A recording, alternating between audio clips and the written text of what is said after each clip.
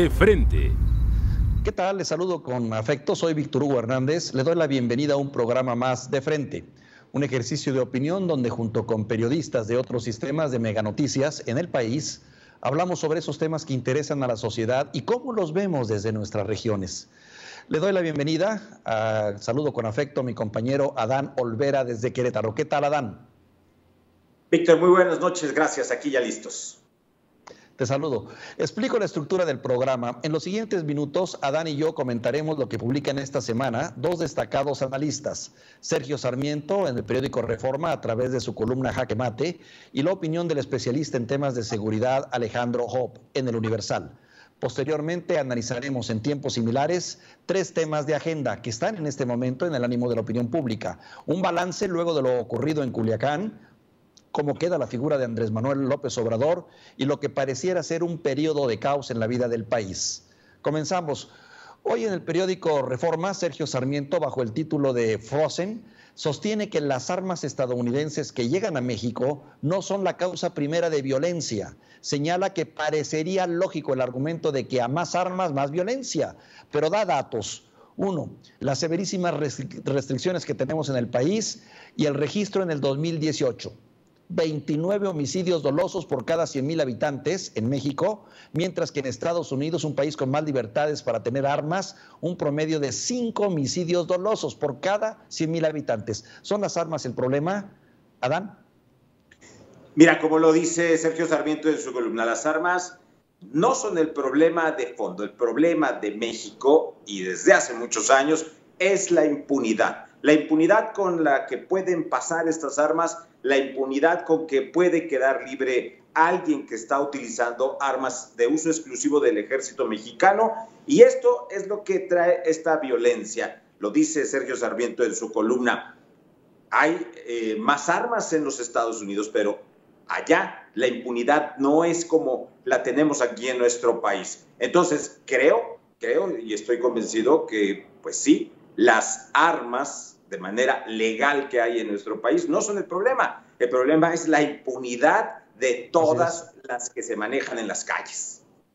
Así es, parece contundente el dato y es cierto, coincido contigo, la impunidad es el principal problema, no tener las armas, el hecho de que alguien puede utilizar un arma en contra de otra persona y no pasa nada en cualquier parte del país.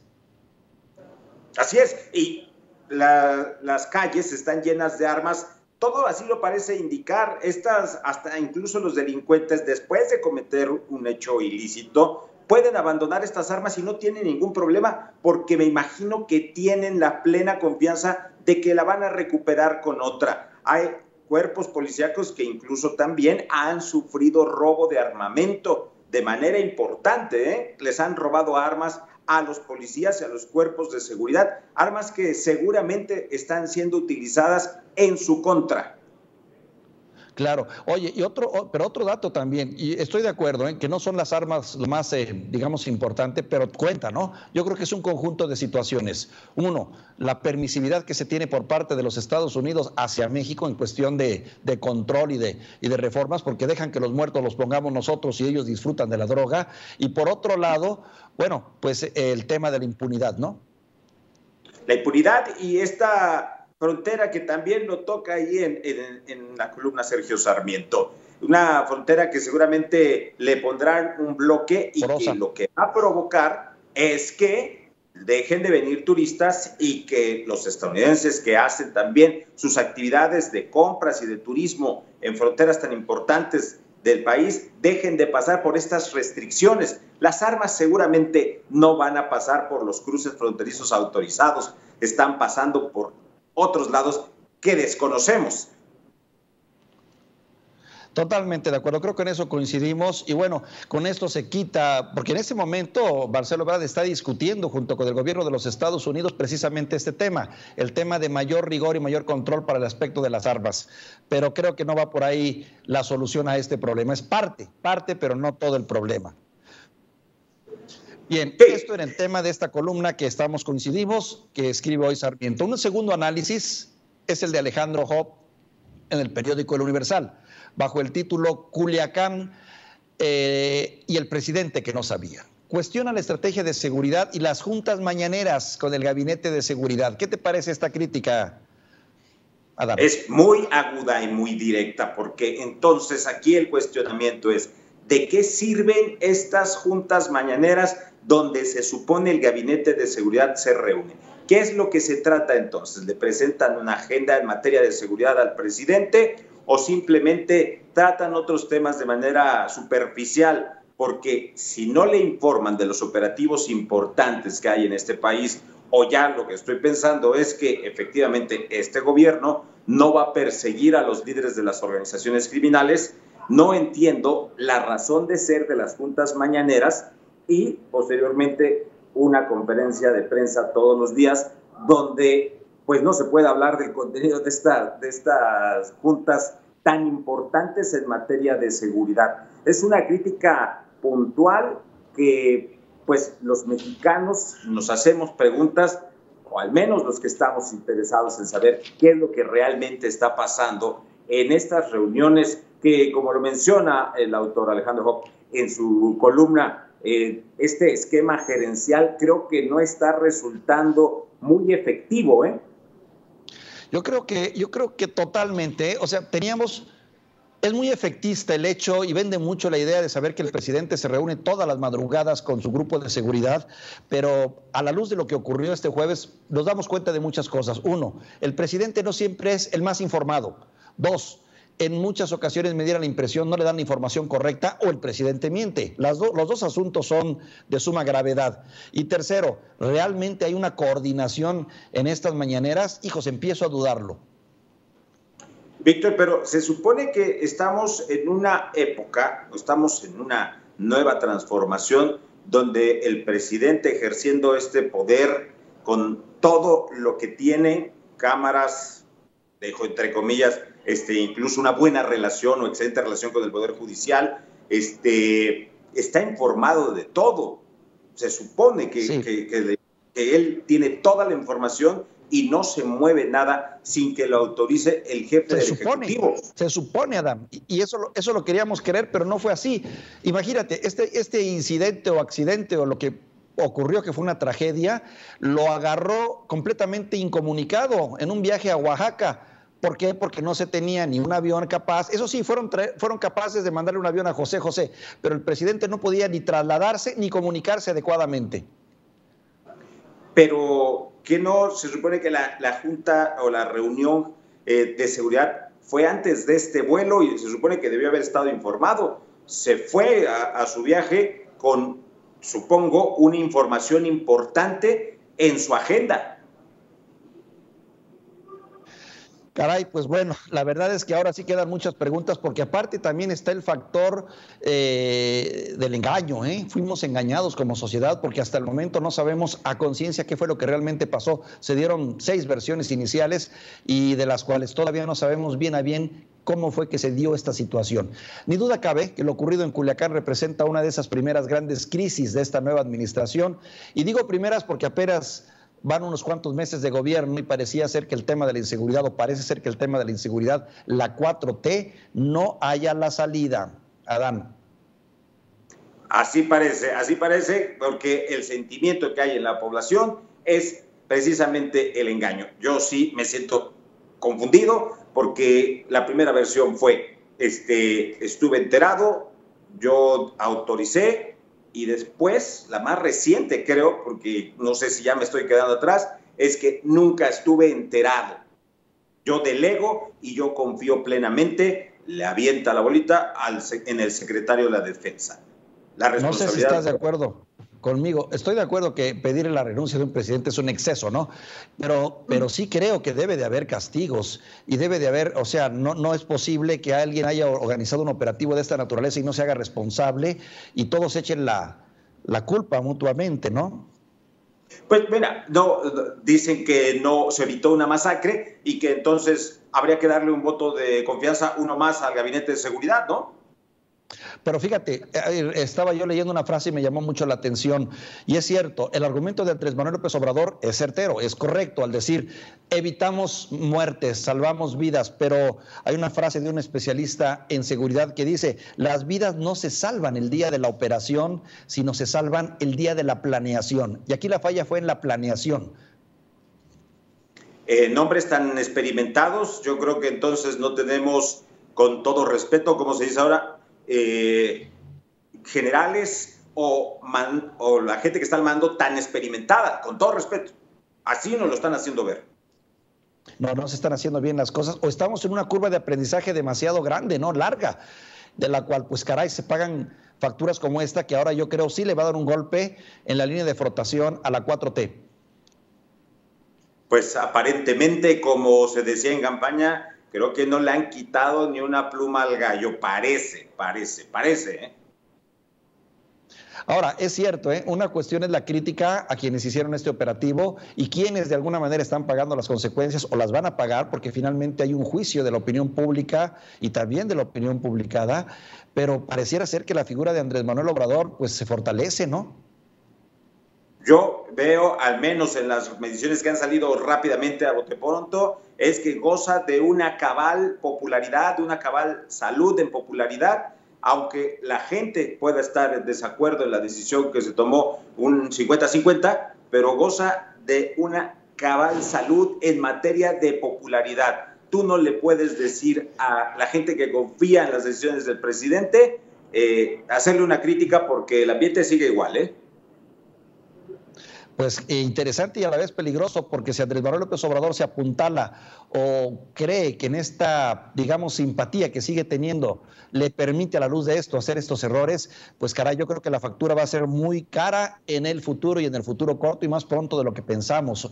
Por cierto, un particular análisis, estarás de acuerdo conmigo, merece la figura de Andrés Manuel López Obrador como presidente y como comandante en jefe. Su figura, su liderazgo ante este operativo fracasado en Sinaloa se fortaleció, pero ¿realmente la 4T se fortalece? No lo creo, están sacrificando, o yo creo que veremos que van a sacrificar a personas del gabinete de seguridad. Algunos de ellos sí van a resistir o van a resentir, perdón, los efectos de esta situación. Y es que tampoco quiero comparar, pero puede ser una Ayotzinapa o una Casa Blanca, pero no le está afectando al Ejecutivo, le va a afectar a otros. Fíjate que Gertz Manero dijo que de ninguna manera iba a permitir que esto ocurriera o que fuera a pasar otro Ayotzinapa y que se hará una investigación completa para poder dar, para poder dar una explicación a cabalidad a la opinión pública. Pero yo creo que si no se da una explicación a cabalidad, realmente el costo sí va a ser alto. Altísimo, porque yo no sé cuánto más va a pasar todavía en el país, esperemos que no, de este tipo de hechos, pero los desgastes del ejercicio del poder son implacables, ¿eh? No sé cuánto más se pueda estar repitiendo esto, porque venimos de Guerrero, de Veracruz, de entidades donde ha habido situaciones muy complicadas, pero muy delicadas. No, mencionas eso y tengo yo un dato escalofriante. Solo en septiembre, y estos son datos que daba Gertz Manero, los homicidios anduvieron en Guanajuato, en Jalisco, en Baja California, en Michoacán y en el Estado de México en un promedio de 250 por mes, solo en el mes de septiembre. Lo que quiere decir que el plazo famoso de los 6 meses que se fijó el presidente de los hechos de Veracruz, de Minatitlán hacia acá, este plazo de los 6 meses creo que ya feneció y que no ha entregado resultados que prometió el presidente, pero no se le mueve una pluma. Y fíjate, Adán, una reflexión que estaba yo haciendo y que creo que merece la pena también tu comentario. ¿Cómo es posible que si se habla de que se apoya más a los pobres, se apoya más, se dan más recursos a las clases necesitadas, con esto se va a bajar la violencia? Pues ¿cómo se explica el fenómeno, por ejemplo, que se da en Mérida, donde también hay pobreza, pero no hay tanta violencia ni tanta inseguridad como la hay en otras partes del país? ¿Cuál es la lógica? Híjole, me voy a atrever a hacer un comentario que yo creo que es la cultura, una cultura de apología de la violencia que creo yo no ha llegado al sur del país o a esta parte de la península. Una cultura de apología de violencia que, con todo respeto, en el norte se ha incrustado un poco más, ¿eh? Sí, se ha hecho apología del delito y aquí lo ves, por ejemplo, muchas estaciones de radio, ¿sabes qué? Difunden los corridos y los corridos de este señor Ovidio Guzmán que ahora andan circulando por todos lados y que yo creo que algunos medios de manera irresponsable los transmiten. En el centro y sur del país creo que no es tanto, ¿eh? Perdón por zafarnos. Muy bien. Oye, pues todo esto se engloba en una especie como de caos. Me diera la idea de que estamos viviendo un periodo de caos muy intenso. El martes pasado, hace apenas, se manifestaron varios alcaldes, cientos de alcaldes, principalmente de oposición, frente al Palacio Nacional. Fueron, por cierto, reprimidos con gas. Reclaman más recursos para sus municipios, principalmente para el tema de la seguridad, pero no son los únicos o las únicas manifestaciones que hemos tenido. Hemos visto infinidad, profesores, doctores, trabajadores, estudiantes que no están de acuerdo con las políticas públicas. ¿No sientes que estamos en un contexto de caos?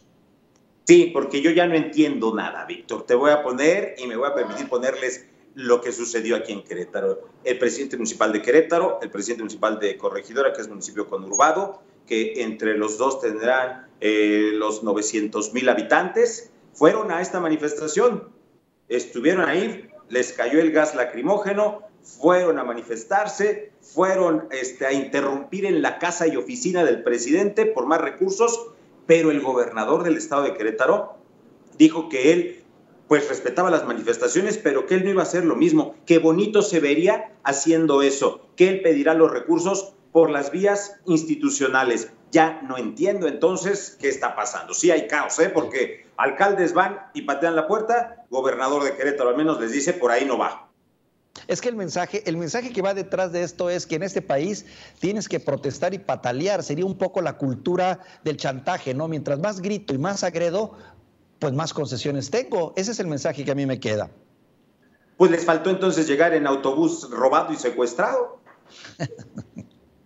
Oye, decía el inolvidable Monsiváis, yo ya no entiendo lo que pasa o no está pasando lo que yo entiendo, pero realmente siento que hay un ambiente muy de caos, muy desordenado y de mucha inconformidad. Y se dice que, pues bueno, son los conservadores los que están en desacuerdo, los enemigos de Andrés Manuel López Obrador ahora. Y sí, y estos presidentes municipales pues ya quedaron etiquetados, que son los enemigos, son los conservadores, son los que están haciendo las cosas de una manera que no es. Ya les dijo que pueden pasarse 6 meses, pero que se levanten más temprano, porque eso de llegar a las 7, cuando ya va avanzada la mañana, pues que se levanten a las 4:30. Ya les dijo que le intenten, pero más temprano. Y ya el lenguaje en la política ha cambiado, las formas han cambiado y sí creo yo también en el caos. Ya no entiendo. Oye, y en definitiva, yo creo que también el discurso de Andrés Manuel López Obrador no abona un ambiente de tranquilidad. Todos los días en la mañanera es una serie de señalamientos y de diatribas en contra de supuestos enemigos, algunos reales, otros creados, que se oponen al sistema, como que utilice esa figura de política antigua en el que voy a inventar enemigos para poder justificar lo que estoy haciendo. Sí, no, ya le toca ahí a varios periodistas que después de la pregunta viene, ¿de qué medio eres? Ah, ya entendí. Entonces ya con eso se desacredita la pregunta y podemos irnos a los temas de los astros, podemos irnos a los temas del béisbol, en ese tono pausado que nos puede llevar varios minutos. Amén de que luego estamos pues también con muchos periodistas paleros, porque ya me di cuenta que hay varios ahí trabajitos orquestados y amarrados a modo. Le preguntan muy a modo al presidente y este se suelta hasta 30, 40 minutos hablando de lo que realmente le interesa. En fin, es lo que estamos viviendo en este momento, Adán. Coincido contigo en muchos puntos de vista.